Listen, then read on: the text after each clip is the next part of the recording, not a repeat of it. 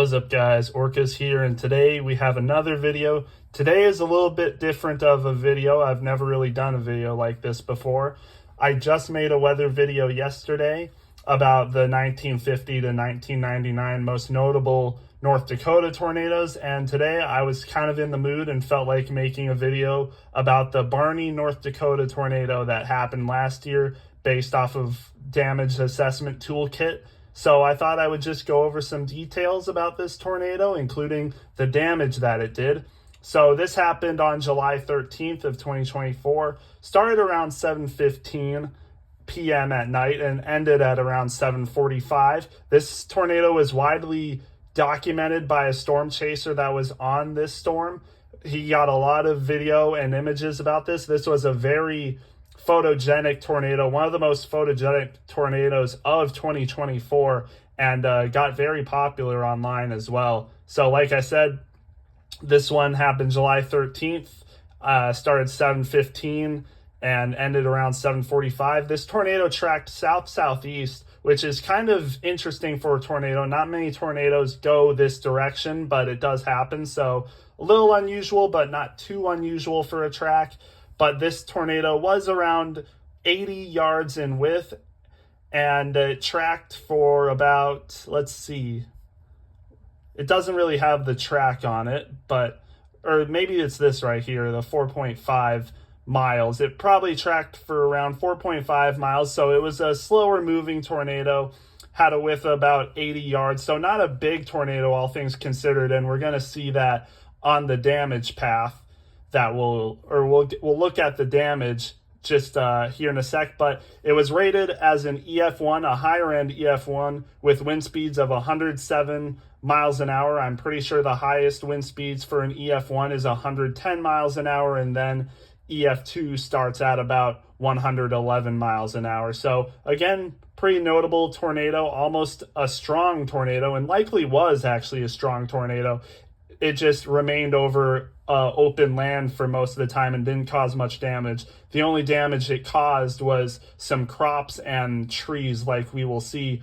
A lot of EF0, most of the damage indicators you'll see here, there is 6 damage indicators. 5 of them are EF0 damage indicators, and then you have the 1 damage indicator that is high-end EF1 with winds of approximately 107 miles an hour. So with that said, let's look at the damage photos. So this damage was mostly done to hardwood trees, specifically cottonwood trees. As you can see, this tornado definitely split these trees pretty well, around 10 feet high up.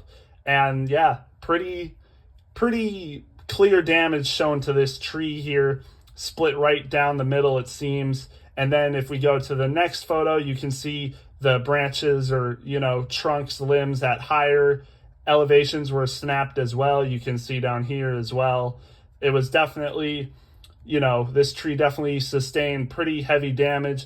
And then the last photo here, you can see the tornado at this time actually wasn't really that wide. I mean, you can clearly see where the tornado went through right here with it looks like corn being completely gone on this path. And then you can see the trees as well in the background that were definitely snapped. So yeah, this tornado was definitely a very notable tornado.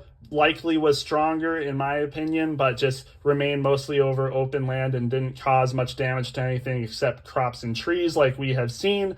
And this damage was done closer towards the end of its life cycle, so it is possible that it was stronger somewhere possibly around these areas, but it just didn't cause the damage that it would need to be rated stronger. But still, high-end EF1, definitely nothing to sneeze about. If that did hit some structures, it definitely could cause some big damage and definitely would cost a lot of money. But fortunately, this one remained over open farmland. It was likely slow moving as it only went, like I said, 4.5 miles over a 30-minute time window. So definitely a slow mover.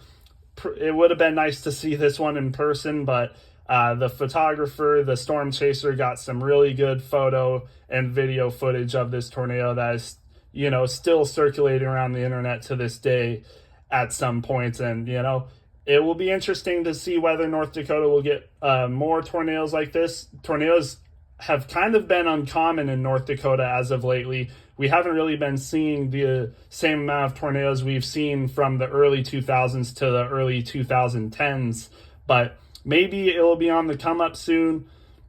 Maybe this year will be different. You never know. There is supposed to be some severe weather coming to southern North Dakota in a couple of days, and there is a possibility of a tornado in that time. So we might see our first tornado that tomorrow, I think it would be. Maybe not, but we'll just have to wait and see. But like I said, this was the most notable tornado in North Dakota in 2024, and it was only a high-end EF1. There hasn't really been that many strong tornadoes either in North Dakota as of lately. The last intense tornado in North Dakota was in 2016, and the last EF2, I think, was either like 2018 or maybe early 2020s. But yeah, it's been a while, so who knows? But this one, like I said, was very notable last year, even though it wasn't one of the strongest tornadoes. Still, the photography and the whatever you call it of the tornado, it was definitely very notable, even though it wasn't on the stronger side as of its rating. But still, I wanted to cover this, so there we go. I hope you guys enjoyed, and we'll see you in the next one.